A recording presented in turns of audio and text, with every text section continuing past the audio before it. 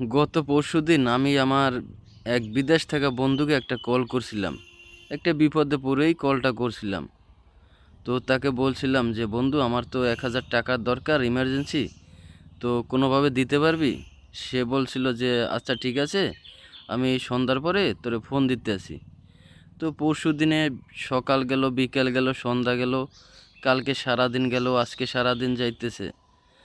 সে তো আর কল করেই নাই, বরং আমি তাকে কয়েকবার কল করছি, সে ফোনটা রিসিভই করে নাই। আসলে সে টাকাটা দিবে কিনা আপনারা কমেন্টে জানিয়ে যাবেন। আমার মনে হয় যে সে দিবে না। আসলে একটা কথা আছে না, ওই যে বিপদে বন্ধুর পরিচয়। আসলে প্রত্যেকের জীবনে এরকম ছোটোখাটো বিপদ আসার দরকার আছে, না হলে এই সমস্ত বন্ধুর পরিচয় জানা সম্ভব না, এদেরকে চেনা সম্ভব না। তাই ছোটোখাটো বিপদ আসলে অবশ্যই তাকে স্বাগত জানাতে হয়।